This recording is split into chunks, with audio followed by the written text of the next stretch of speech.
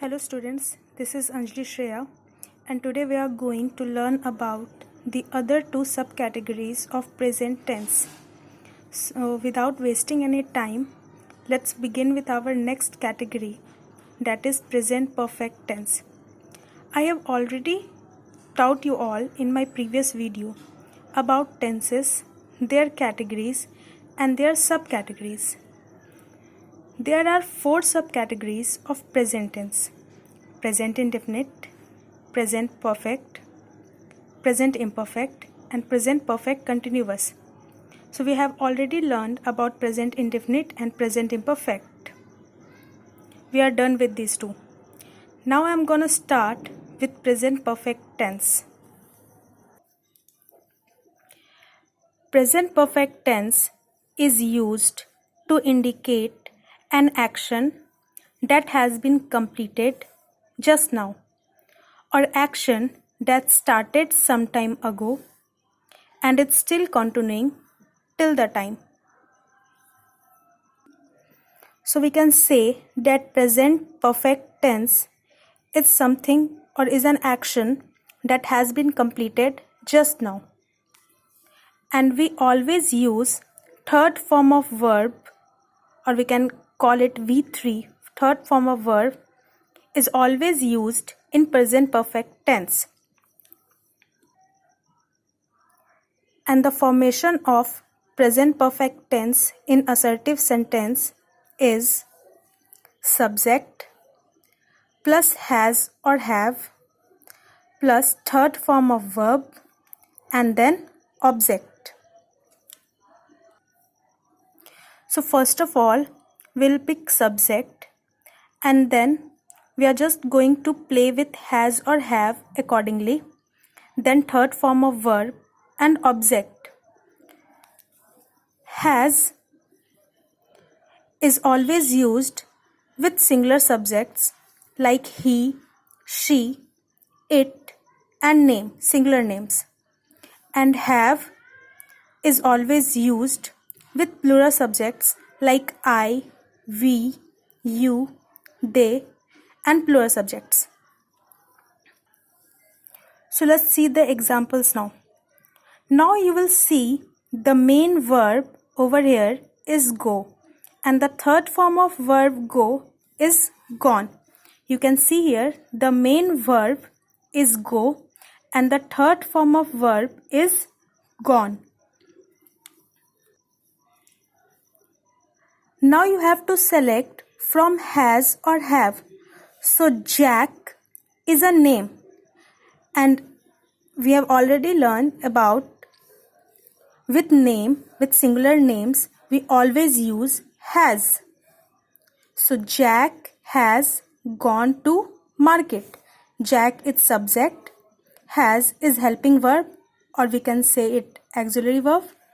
Gone is the third form of verb go and to market is object. Let's take another example. I have done my homework. I. So now you must be thinking that I is a singular subject. But why are we using have with I? So whenever we talk about English grammar, we use I as plural. We always use I as a plural subject. Now if we talk about I, we always use have. So I have done my homework. I is subject, have because I is here, so we always use have with I. I have done is the third form of verb and my homework is object. Now if we talk about negative sentences, the formation of the negative sentences is very easy. In present perfect tense, the formation of negative sentence is you just have to add not. Look here. The rule for the negative sentence is subject plus had/have plus not plus third form of verb and object. For example, we have not eaten mango. So we is subject, and with we always use have, not, third form of verb eaten, and the main verb is eat. So the third form of verb eat is eaten, and the object is mango. So that's how you can make negative sentence. Now let's talk about interrogative sentences. Again, it is also very easy. So what are you going to do? You're going to take help of these helping verbs. Helping verbs are has and have. So you're going to take help with these helping verbs. So what is in the interrogative sentences we are supposed to do? We bring helping verb in the beginning of the sentence. For example, first of all, we'll see the rules. The rule is has/have plus subject plus third form of verb, then object and question mark. For example, had she gone to school? So has is helping verb, she is subject, third form of verb is gone, to school is object, and then question mark. Have they finished their work?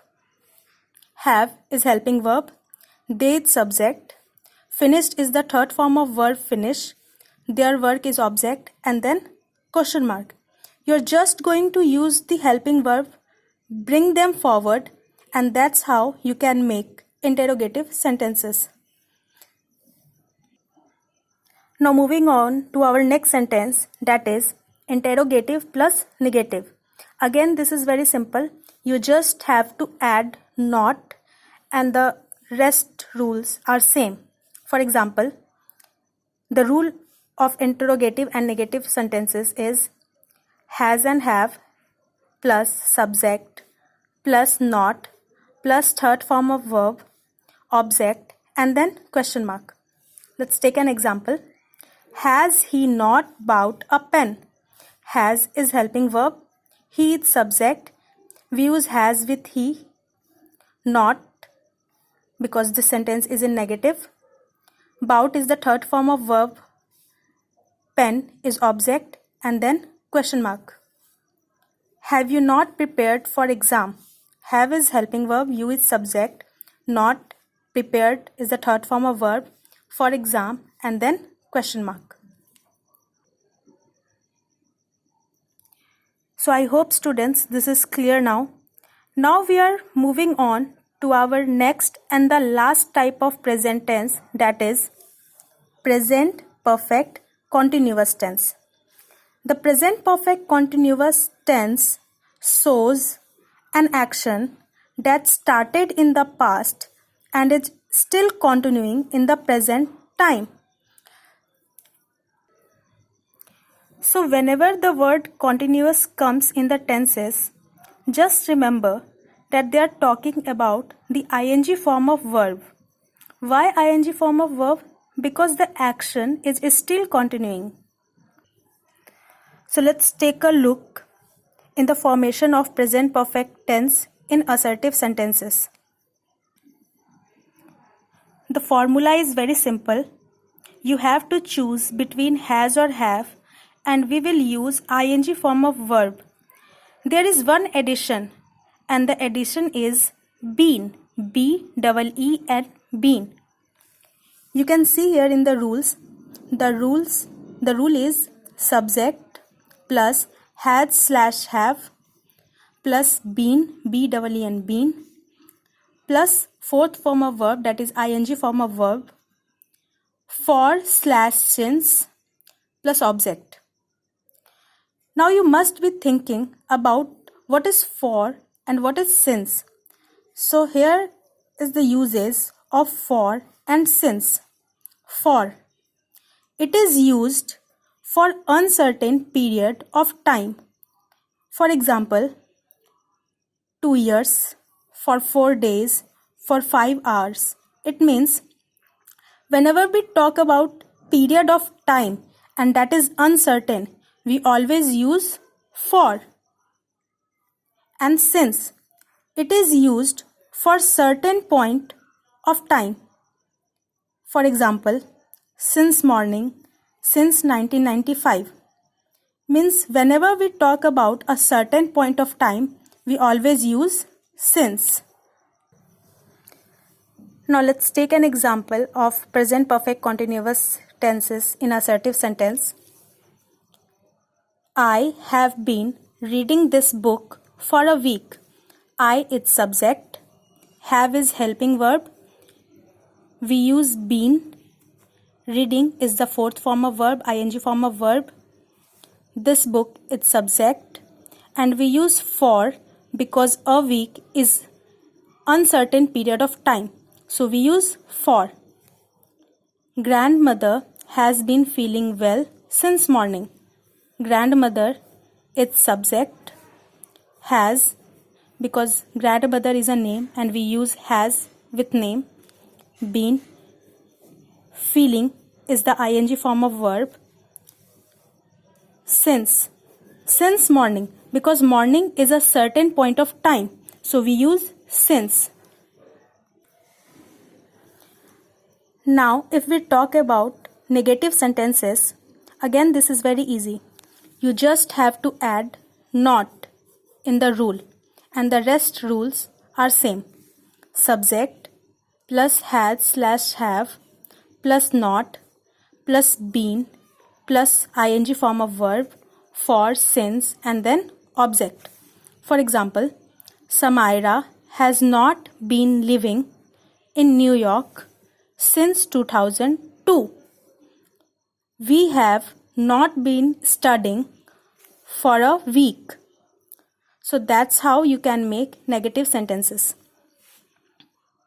Now if we talk about interrogative sentences, you just have to bring has or have forward in the beginning of the sentence. Just bring the helping verb out of the sentence and frame them, just like this one. Have we been waiting for you since Monday? And don't forget to add question mark instead of full stop. So have is helping verb because we is here and we is a plural subject, so we use have. Have we been waiting is ing form of verb. For you. Since because Monday is a certain point of time, so since Monday, and then question mark because sentence is in interrogative. Has he been sleeping for 3 hours? Has because he is singular subject, so we use has. Has he been sleeping for 3 hours? 3 hours is uncertain period of time, so we use for, as we have discussed before. And last, interrogative plus negative sentence. And the formation of interrogative and negative sentence is has, have plus subject plus not plus been plus ing form of verb, for, since, object, and then question mark. You just have to add not. And example, have they not been playing for 2 hours? Had she not been reading since 2002? So I hope present tenses are very clear to you all. We'll be meeting in our next video and we will discuss past tense. Till then, take care and stay home.